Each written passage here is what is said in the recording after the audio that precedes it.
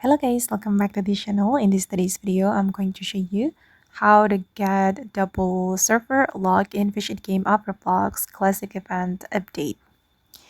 Okay, let's get into it guys. As you can see, I get the server log, double server log, and if you want to get it for your server guys, you need to go to the classic island.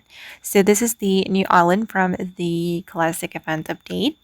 If you are at the Fisherman Island, you can use the teleport feature.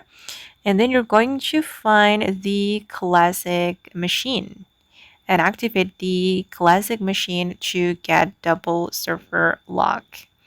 Okay, and this is the classic machine. And now it's already active. Means that the player in the server has already activated this machine. You can also activate it, and if I'm not mistaken, it cost 1k coins. So you need to pay for it, but it's pretty worth, guys. And it's not only helpful for you guys, but it also helpful for the other players in the server. So yeah, just go to this classic machine and activate it. But now it's still activated and it's still running for 3 minutes.